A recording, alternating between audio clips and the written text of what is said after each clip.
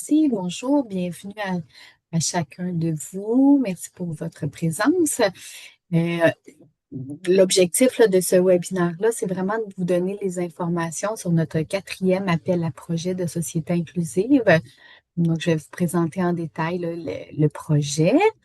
Voici le plan de la séance. Les objectifs, comme je vous disais, là, c'était vraiment de donner l'information sur notre concours, de répondre à vos questions. Je vous demanderai de garder vos questions le plus à la fin. Je vais pouvoir y revenir là, avec plaisir, là, prendre le temps. Si c'est vraiment une question euh, pour me partager un projet particulier, on peut se prendre une rencontre en privé. Si c'est une question là, plus d'intérêt général, ben, c'est possible de la poser à la fin, mais c'est ça, c'est plus pour valider votre projet, tout ça. Sachez qu'il y a un service d'accompagnement là, qui est possible. Ça va me faire plaisir de vous rencontrer. Donc, le plan de la séance aujourd'hui, prenez note aussi là, que cette vidéo-là, que ce webinaire-là est enregistré, va être disponible sur notre site Internet. On ne verra pas les visages, donc vous pouvez ouvrir votre caméra là, sans problème. José a épinglé là, juste les personnes qui vont parler, c'est-à-dire moi et Jessica. Et on va voir principalement là, les diapositives qu'on présente à l'écran. Donc, je vais vous partager le contexte, les informations générales, les nouveautés. Concours 13, 14, on a eu des nouveautés. Une nouveauté pour le concours 14, c'est qu'on a fait une beauté à nos documents. Donc, on a tout révisé, le format, la mise en page. Vous allez voir, là, on a une version améliorée, plus facile, plus synthétique, plus intéressante à lire et plus jolie aussi. Donc, je vais vous parler des critères d'admissibilité, je vais vous parler des critères d'évaluation, je vais vous parler du financement, là, qu'est-ce qu'on peut mettre dans les budgets sommairement, c'est quoi nos conditions de financement, comment déposer une proposition de projet et un petit mot là, sur l'évaluation des candidatures. Voilà, donc important pour nous de mentionner nos partenaires financiers, les deux fondations là, qui permettent que ces projets-là soient mis en ligne, c'est la Fondation Azrieli ainsi que la Fondation Mirella et Lino Saputo qui permettent là, d'offrir un financement à 6 équipes par concours de 35 000, dont 10 000 va au partenaire principal. Et on a un autre partenaire qui est MITAC. MITAC qui va venir bonifier l'argent disponible pour pouvoir offrir des bourses à un stagiaire, une stagiaire là, qui participe au projet de recherche. Je vais vous expliquer un petit peu plus en détail un peu plus tard dans la séance. Donc, contexte, information générale, qu'est-ce que c'est ce concours-là? C'est un concours, donc c'est évalué, c'est pas automatique. On finance 6 projets. C'est vraiment de la recherche participative intersectorielle. Donc, recherche participative, nous, on entend que ce soit à partir d'un besoin d'un OBNL. Donc, on veut vraiment être en ligne sur un enjeu, une préoccupation qui est vécue par un organisme communautaire qui va énoncer ça et où la recherche, dans le fond, va se mettre au service de de cet organisme-là pour essayer de résoudre la difficulté par les connaissances là, produites par la recherche. C'est bien important, c'est un projet de 18 mois maximum. Donc, dans la conception, là, c'est de le concevoir pour pas que ça dépasse. On est de plus en plus sévère là, au niveau des autorisations de prolongation. Donc, on veut vraiment que ça rentre dans 18 mois. Nos partenaires financiers, c'est une exigence là, qu'elles ont, les fondations, là, de pouvoir voir les résultats quand même assez rapidement. C'est un montant de 35 000, comme je disais tantôt, pour la recherche. Il y a 10 000 qui va au partenaire principal, donc à l'organisme communautaire, pour favoriser son implication dans toutes les phases de la recherche. Donc, c'est un 10 000 que vous pouvez utiliser pour participer à la recherche. Les MITAC possibles, dans le fond, là, pour vous donner une idée des montants, tu sais, ça fonctionne avec des unités de stage, donc on peut aller chercher 7 500 de plus au minimum jusqu'à un maximum de 22 500 Donc, c'est quand même un bon apport qui permet là, de bonifier beaucoup le montant disponible. Et le but de ce concours-là, c'est de produire des changements concrets qui améliorent la vie et l'inclusion des personnes qui vivent avec des incapacités. Donc, on se situe vraiment au niveau des personnes qui ont des incapacités, mais au sens large. Donc, ça peut être des incapacités liées au vieillissement, ça peut être des personnes qui sont neurodivergentes, ça peut être des personnes qui ont une difficulté sensorielle. Donc, vraiment, au sens large, incapacité.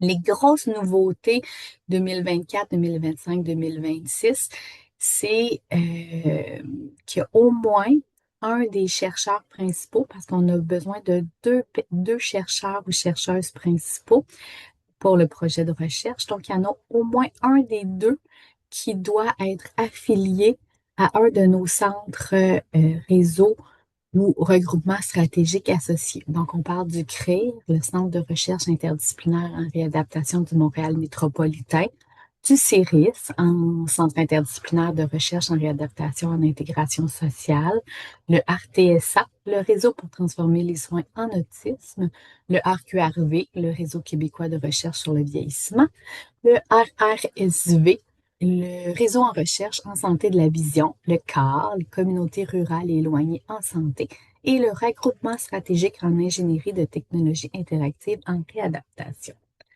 Donc, je vois que sur le chat, là, il y a des gens qui posent des questions. C'est très bien. Peut-être mes collègues peuvent répondre, mais si jamais on ne vous répond pas immédiatement, soyez assurés là, qu'à la fin de cette présentation-là, je vais pouvoir prendre le temps là, d'y répondre avec grand plaisir. Donc, je reviens un petit peu là, sur les nouveautés de 2025, mais je ne vous entends pas bien. 2000, excusez, mon téléphone a comme capté un son. Les nouveautés 2025-2026, c'est qu'on veut vraiment, si jamais vous avez déjà eu des projets financés dans le passé, on vous demande que votre reddition de compte soit à jour. On vérifie ça, là, si vous avez des rapports de mi ou de fin mandat pas complétés, ben c'est certain là, que ça va être difficile pour nous là, de financer un nouveau projet. Ça, c'est des critères là, qu'on valide dès le départ quand le projet est soumis. Ensuite de ça, c'est un seul projet qui est financé par année civile, autant pour l'équipe de recherche que pour les OBNL. Donc, si vous avez eu un projet financé au concours 13, les résultats vont sortir bientôt. Ça sera pas possible de déposer une demande et d'être financé. Si vous avez été financé au concours 12, à ce moment-là, ça devient possible de déposer pour le concours 14. Les projets sont centrés uniquement sur les difficultés de santé mentale ou sur la prévention ne sont pas admissibles. Donc, on est vraiment ici dans l'amélioration des environnements physiques ou de la participation sociale des personnes qui vivent avec des incapacités. On n'est pas dans une visée de prévention. Et la santé mentale, dans le fond, là, uniquement la santé mentale n'est pas considérée comme une incapacité dans notre concours. Si jamais vous parlez d'une difficulté en santé mentale, des personnes qui sont en fauteuil roulant, mais là, ça peut fonctionner. Donc, il faut vraiment que ça soit associé à un autre type d'incapacité. Et vous avez là dans la trousse une liste de vérification qui vous permet de vraiment voir est-ce que dans votre projet que vous avez soumis, tous les critères d'admissibilité sont répondus, dans le fond. C'est quoi les objectifs? Fait qu'on veut vraiment financer des projets de recherche participative intersectorielle. Vous avez ici là, les types d'incapacités qu'on peut inclure dans votre demande. On veut que ce soit des projets innovants, c'est-à-dire, dans le fond, qui arrivent à proposer une solution qui se situe dans le cadre des innovations, donc qui arrive en rupture avec quelque chose qui existe déjà, qui propose une alternative, qui vient résoudre des difficultés d'une façon qui pourrait vraiment aider là, à améliorer la situation, la vie des personnes qui ont des incapacités. Fait qu'on veut des changements concrets aussi et on veut mettre en œuvre là, des solutions qui permettent de diminuer des obstacles environnementaux et sociaux que rencontrent les personnes dans la réalisation de leurs activités quotidiennes. Prochaines étapes à ne pas manquer. Donc aujourd'hui, c'est la rencontre de présentation. Cette rencontre-là va être enregistrée, va être disponible sur notre site Internet. Donc vous pouvez faire suivre là, des gens là, qui n'auront pas nécessairement pu y assister aujourd'hui.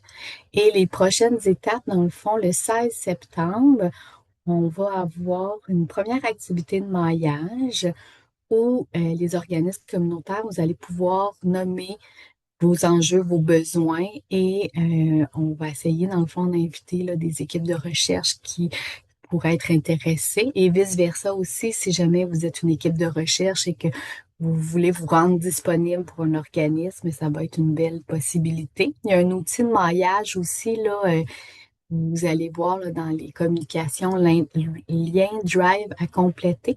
Donc, si jamais vous êtes intéressé à soumettre un projet avec une thématique particulière, mais vous n'avez pas d'équipe encore, vous pouvez vous rendre à ce lien-là.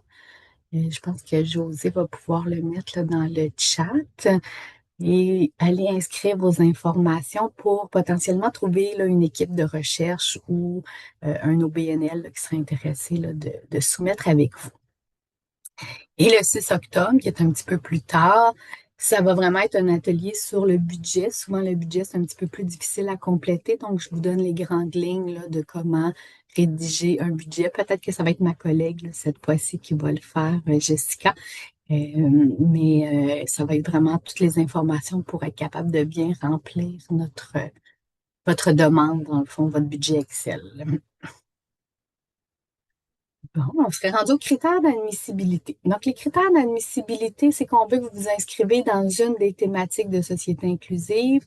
Je vous réfère à notre guide d'accompagnement, notre programme, qui va être expliqué encore plus en détail. Je vous dis les grandes lignes. Donc, on peut vraiment s'inscrire dans une thématique environnement physique et mobilité personnelle, environnement social, logement, loisirs, santé, adaptation, réadaptation ou attitude, préjugés et discrimination. C'est nos 4 grandes thématiques. Vous allez voir, on a une belle image qui précise ça dans le programme. Fait qu'il faut que votre projet s'inscrive dans une de ces thématiques-là. Nous, on va valider l'admissibilité là, à la réception de la demande. Le deuxième critère d'admissibilité, c'est qu'on veut que le projet soit centré sur un besoin qui a été identifié par un organisme communautaire. Fait qu'ici, on veut vraiment s'inscrire dans une posture de recherche participative, un peu moins de recherche, dans le fond, qui est issue de la théorisation de la recherche. Fait qu'on veut vraiment que ce soit un besoin qui soit réellement exprimé par les organismes communautaires et que la recherche se mette au service pour essayer de trouver des solutions là, à ce besoin-là.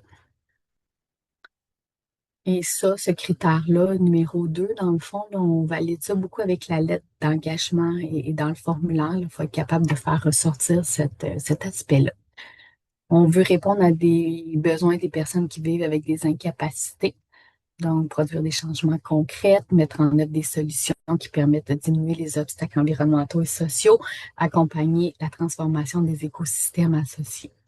Donc, c'est vraiment un autre critère d'admissibilité. Et notre quatrième, c'est un projet intersectoriel qui est soumis par une équipe qui comprend au moins 2 personnes chercheuses.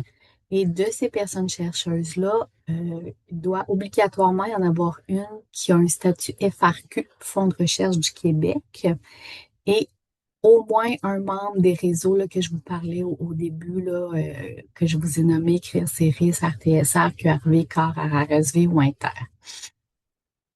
On veut aussi qu'il y ait un organisme communautaire, donc une personne représentant cet organisme-là qui offre des services aux personnes, des services directs aux personnes qui vivent des situations d'incapacité ou les associations, regroupements, c'est aussi admissible. Et on veut qu'il y ait une personne qui soit impliquée dans l'équipe au niveau là, de l'équipe décisionnelle qui a un savoir expérientiel. Ce qu'on entend par savoir expérientiel, c'est quelqu'un qui vit avec la difficulté, c'est une personne concernée euh, par la situation là, sur laquelle votre projet porte.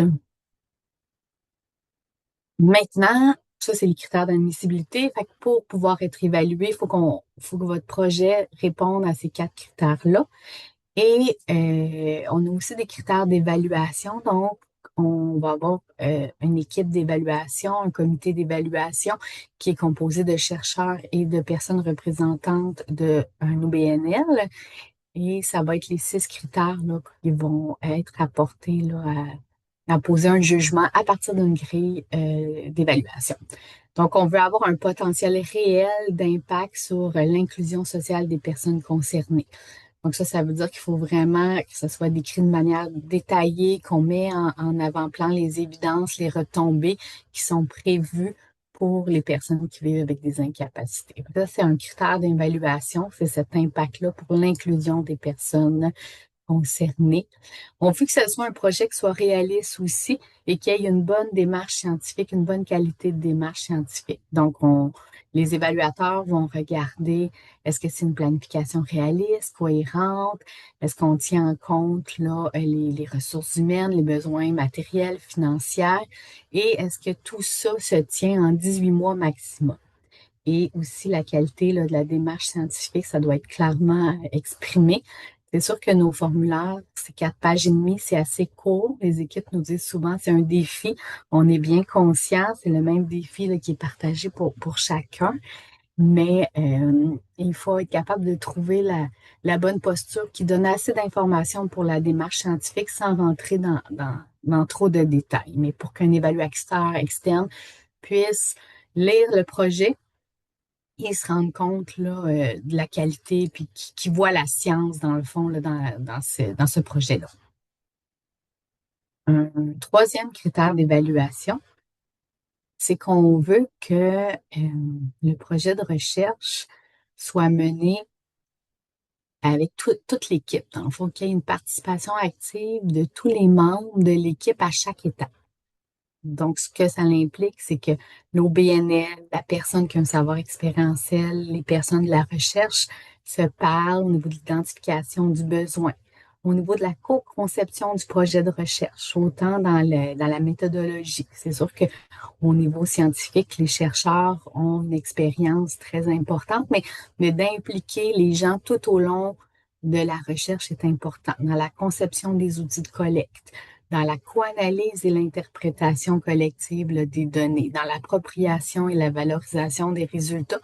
Ça, c'est souvent important aussi de le réfléchir en amont du projet. Donc, une fois qu'on va avoir nos données, nos résultats, comment ces résultats-là vont être utilisés, comment ils vont être valorisés, qui va être les parties prenantes qui vont les utiliser. Donc, d'avoir un plan de match dès le départ, là, ça l'aide beaucoup à la pérennité du projet là, par la suite.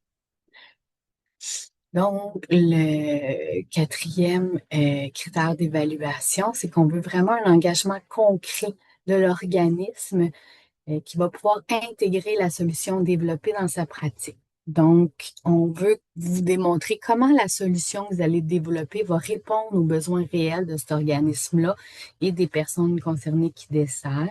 Ça va être quoi l'implication active de l'organisme jusqu'à l'adoption de la solution? Ce que ça veut dire, c'est comment il va utiliser ces résultats. Qu'est-ce que ça va changer pour cet organisme-là dans son quotidien? Comment ça va améliorer sa pratique? Comment ça va aider encore plus ses membres à être plus inclus socialement ou à modifier, améliorer les environnements physiques pour plus d'inclusion.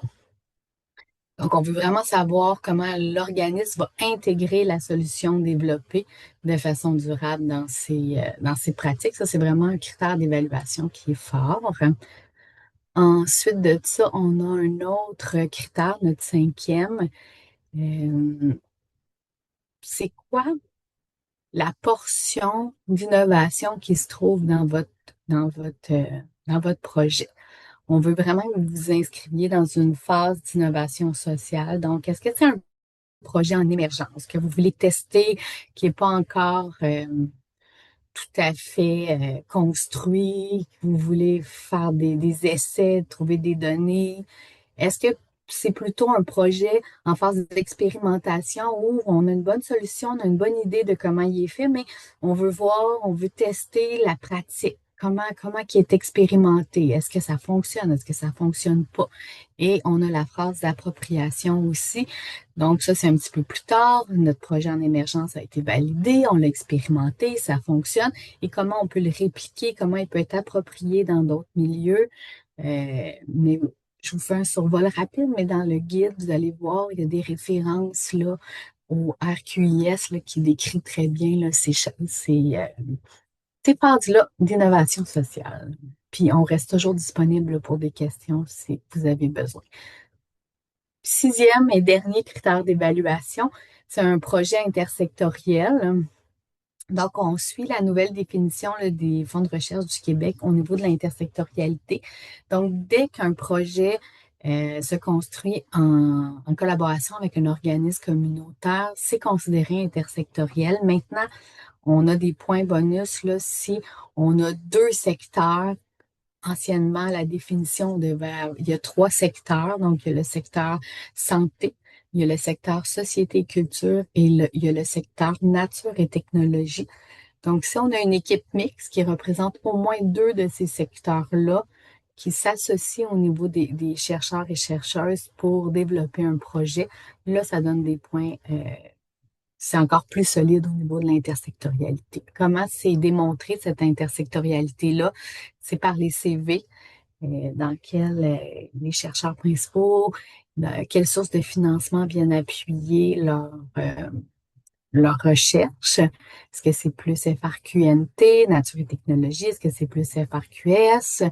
Donc, ça, c'est une façon de valider, mais ça va être aussi dans la nature du projet. Dans quel type de questions est mis? C'est quoi les méthodes qu'on va utiliser? C'est quoi les objectifs aussi de recherche là, qui sous-tendent tout ça?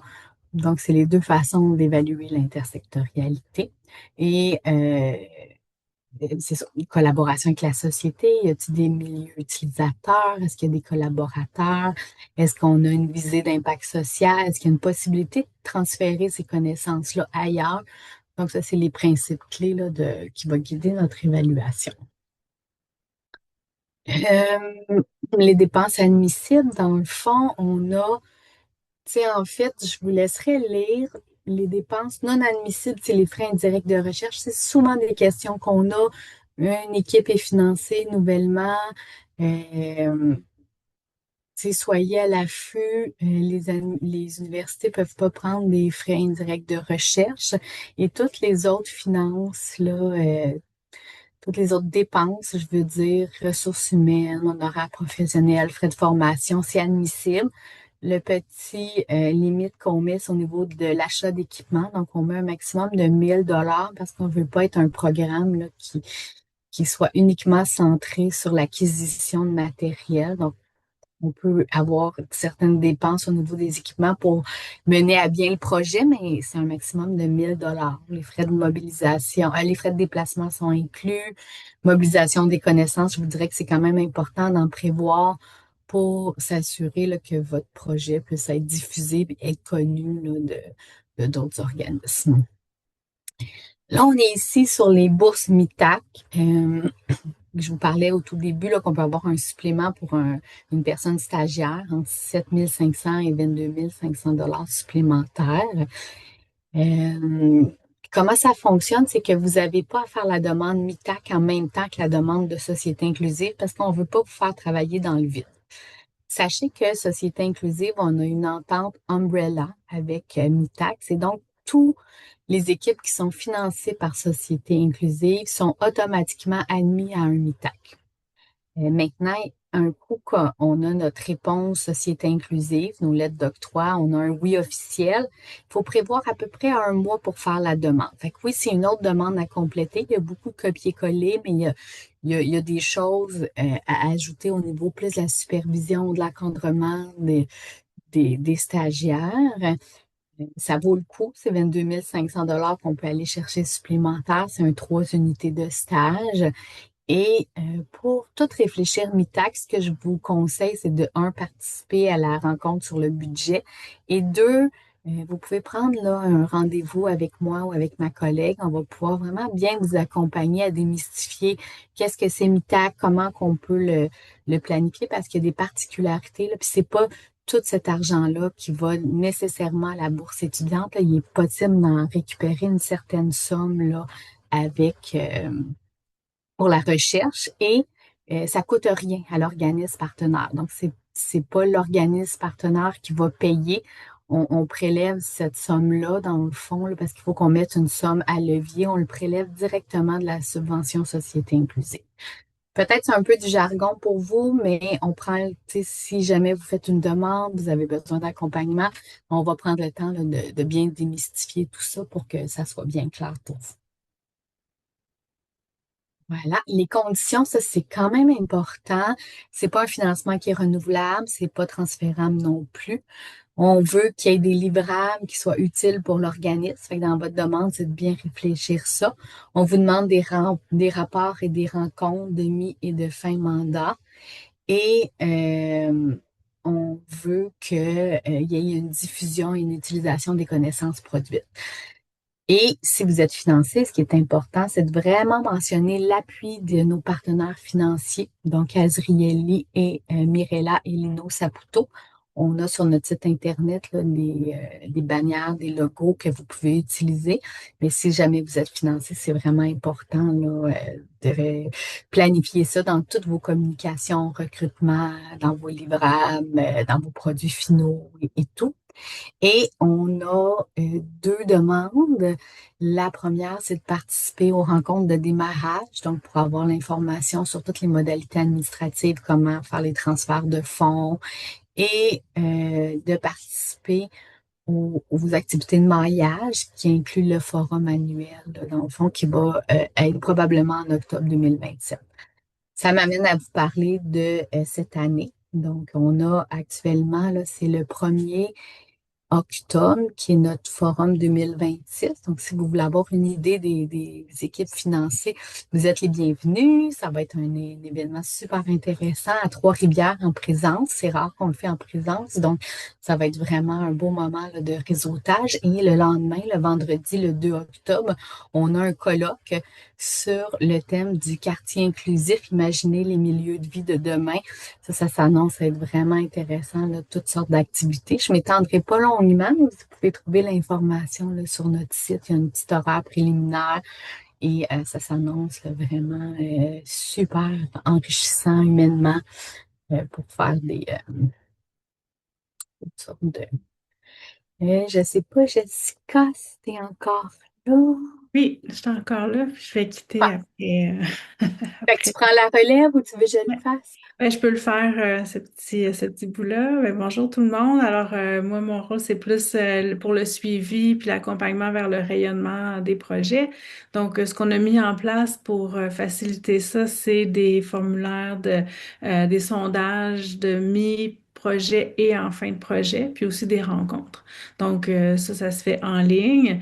On demande l'appréciation, donc les commentaires de tous les membres de l'équipe, donc autant les gens de l'organisme communautaire, ça peut être les intervenants, les gestionnaires, le milieu académique et les personnes au savoir expérientiel. Les questions pour les formulaires, là, les questions changent là, selon votre rôle dans le projet. Pour la personne au savoir expérientiel, il y a trois questions, mais ça nous donne quand même beaucoup d'informations utiles là, pour connaître les réalités, les impacts, puis comment mieux accompagner les équipes. Alors, il y a des mentions sur ce qu'on demande au mi-parcours, puis à la fin, au rapport final. C'est différent, quoique ça, il y a certaines questions qui sont similaires. Puis vraiment, c'est pour mieux comprendre là, les besoins des équipes, puis faciliter le rayonnement par la suite. Diapo suivante. Merci. Il y a un petit délai des fois dans le clic.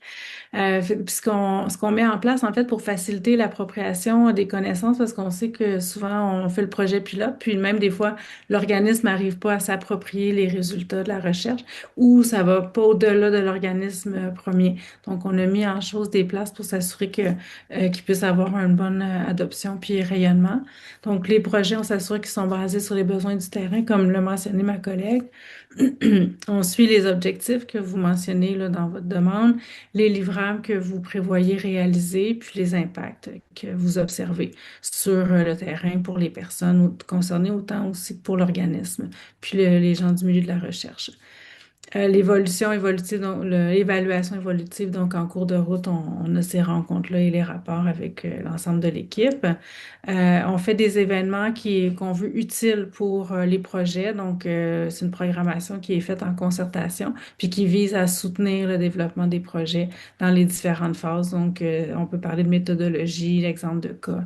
Euh, Entre autres aussi comme ma collègue le mentionnait, Nathalie, sur le maillage, l'activité de maillage ou présentation des projets. Donc, suivez-nous sur nos réseaux, entre autres, et sur notre page événements sur notre site web. Puis, on travaille aussi avec des membres d'écosystèmes en innovation pour faciliter l'adoption dans différents milieux. Alors, c'est quelque chose qui est en développement, mais qu'il y a de l'intérêt autour de ça. Je vais peut-être, je te redonne la parole, Nathalie. Absolument, Jessica, un grand merci. Et bon, tout ceci étant dit, on a vu les critères d'admissibilité, les critères d'évaluation. Un coup qu'on est financé, c'est quoi les conditions à respecter avec les rapports mis et fin mandat avec Jessica. Maintenant, la grosse question, comment on fait pour soumettre un projet? Ce que j'écris, ce qu'on a écrit, c'est remplir le formulaire de demande et le budget, mais on aurait dû écrire, lire attentivement le programme. Donc ça, c'est vraiment une recommandation que je vous fais. On les a formatés, on a amélioré la mise en page, on a rendu tout ceci encore plus clair. Donc, je vous encourage vraiment à le lire. Toutes les informations essentielles sont là. On remplit le formulaire de demande. Il y a quelques sections. Et dans le formulaire, vous avez des indications aussi sur le nombre de pages. On doit fournir une lettre d'engagement du partenaire. Cette lettre-là est quand même importante. Fait qu'on ne veut pas une lettre de soutien du type vous avez un très beau projet, bravo, et on va être là. À la fin, on veut une lettre d'engagement, voir comment l'organisme s'implique tout au long du projet et c'est quoi le besoin principal et comment c'est répondu et surtout comment ces connaissances-là vont être utilisées.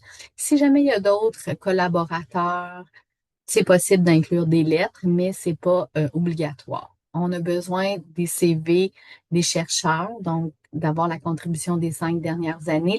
Les modalités de CV ont changé. Là, c'est rendu un CV narratif avec les FARQ. Le type de CV, on vous le laisse à votre discrétion. Ce qui est important pour nous, c'est de voir les contributions des 5 dernières années. Donc, ça peut être n'importe quel type de CV là, professionnel. Et vous avez droit à une demi-page là, de tableau figure. Donc, vous pouvez l'utiliser. Et les références, là, dans le fond, là, il n'y a pas de limite au niveau des références bibliographiques. Vous avez un petit lien pour télécharger les documents. C'est une présentation, je pense que vous avez en main. Sinon, toutes les informations se trouvent sur notre site Internet aussi. La date limite, c'est le 2 novembre, donc ça vous laisse quand même un pas mal de temps à l'automne et les propositions doivent être transmises à info@commercialsociétéinclusive.ca. Vous avez l'adresse là, sur pas mal tous les documents qui sont en ligne. Au niveau du budget, notre proposition, c'est toujours de rencontrer une ACI. Qu'est-ce que c'est une ACI? C'est une agente de concertation intersectorielle, soit moi, soit ma collègue Jessica. Donc, nous, c'est notre titre de poste. Donc, on est là pour vous accompagner, pour vous aider à ce que ça soit plus simple. Comme je vous disais tantôt, il va y avoir un webinaire spécialement fait pour comment remplir le budget. Donc, c'est le 6 octobre à 11h30. Vous avez le lien d'inscription, les informations disponibles aussi sur le site Internet. Et ben, c'est de planifier les revenus. Y a-t-il des revenus supplémentaires? Y a-t-il, c'est quoi les dépenses aussi? Donc, ça, c'est des choses là, qu'on peut vous aider à faire. Mais ça demande peut-être une réflexion initiale.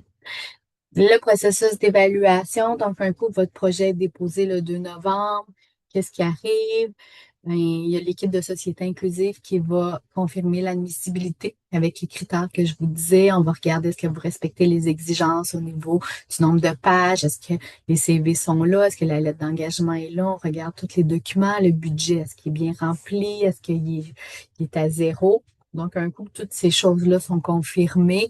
On passe votre candidature au comité de préévaluation qui est composé là, des partenaires financiers des fondations Azrieli, Mirella et Lino Saputo et une personne là, de notre comité des partenaires, donc d'un des réseaux, le CRIR, CIRIS, RTSA, qui vient nous aider à voir est-ce que le projet est bien adapté au niveau des critères là, d'admissibilité sur la pertinence et tout ça. Et un coup que votre projet est passé à la préévaluation, il s'en va en comité d'évaluation externe. Donc, on a chaque dossier, chaque candidature est évaluée par 4 personnes. Donc, il va y avoir une personne, 2 personnes représentantes au BNL et 2 personnes représentant de la recherche. Mais souvent, comment on fait? On va essayer qu'il y ait une personne qui soit très collée au niveau de l'expertise. Si c'est un projet, mettons, en neurodiversité, on va essayer de trouver une personne de recherche spécialisée en neurodiversité et une personne qui est complètement hors thème pour avoir là, une expertise diversifiée. Voilà, c'était pas mal rapidement la présentation du programme. Donc, je suis rendue à l'étape de vous remercier pour votre participation. J'espère que ça a été utile pour vous. N'hésitez pas, si vous avez besoin d'accompagnement, là, de nous écrire. Ça va nous faire plaisir de vous répondre.